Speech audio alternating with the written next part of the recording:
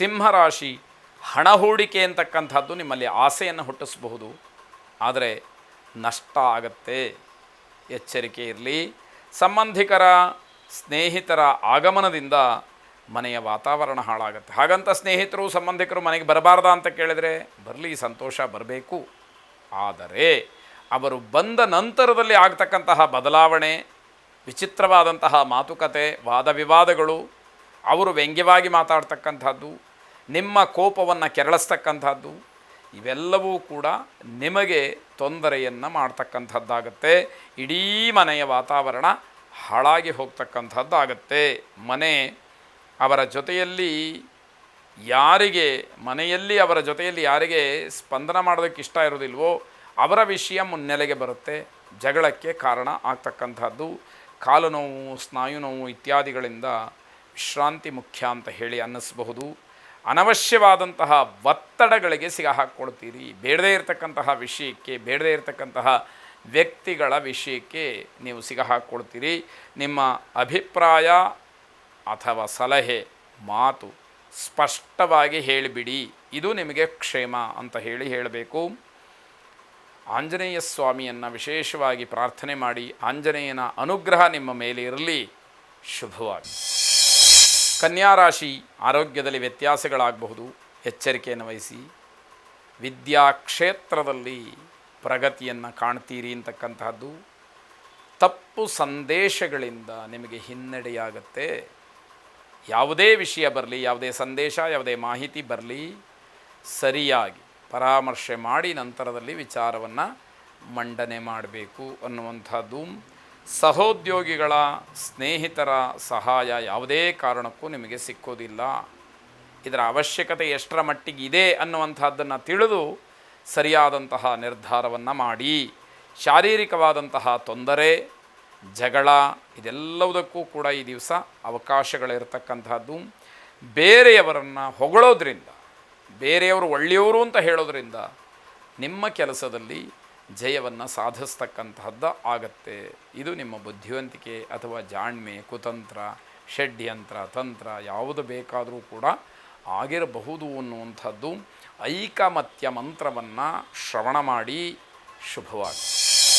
ತುಲಾರಾಶಿ, ಮನೆ, ಮಕ್ಕಳು, ಮಡದಿ, ಗಂಡ ಇವೆಲ್ಲವೂ ಕುಟುಂಬ ಸದಸ್ಯರೆಲ್ಲರೂ ಕೂಡ ಚೆನ್ನಾಗಿದ್ದಾರೆ ಅಂತ ಆದರೆ ಮಾತ್ರ ವ್ಯವಹಾರದಲ್ಲಿ ನೆಮ್ಮದಿ ಅನ್ನುವಂಥದ್ದನ್ನು ತಿಳ್ಕೊಳ್ಬೇಕು. ಇದ್ಯಾವುದು ಚೆನ್ನಾಗಿಲ್ಲ ಅಂತಾದರೆ ವ್ಯವಹಾರದಲ್ಲಿ ನೆಮ್ಮದಿ ಇರುವುದಿಲ್ಲ.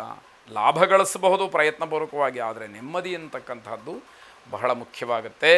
ದಾಂಪತ್ಯ ಕಲಹ ಏರ್ಪಾಟಾಗ್ಬೋದು, ಗಂಡ ಹೆಂಡತಿಯರ ಮಧ್ಯದಲ್ಲಿ ಜಗಳ ಅಂತಕ್ಕಂಥದ್ದು.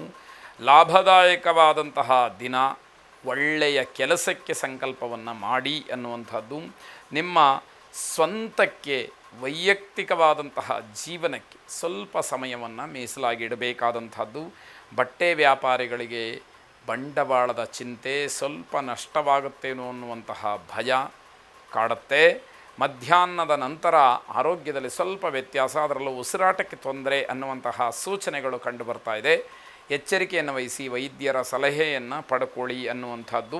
ಶನಿಗ್ರಹವನ್ನು ಪ್ರಾರ್ಥನೆ ಮಾಡಿ.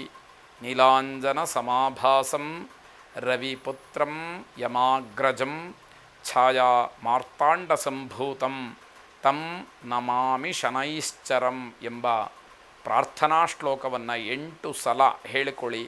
ಶುಭವಾಗಿ. ವೃಶ್ಚಿಕ ರಾಶಿ, ಹೊಸ ಆಲೋಚನೆಗಳು ಮನಸ್ಸಿಗೆ ಬಂದು ಇರುವಂತಹ ಧೈರ್ಯವನ್ನು ಕೆಡಿಸುತ್ತೆ. ಅಧೈರ್ಯ ನಿಮಗೆ ಮೂಡುವಂಥದ್ದಾಗುತ್ತೆ. ಯಾವ ಯೋಚನೆಯನ್ನು ಮಾಡಿದರೂ ಕೂಡ ಹೆದರಿಕೆ ಅಂತಕ್ಕಂಥದ್ದು ಪ್ರಾರಂಭವಾಗುತ್ತೆ.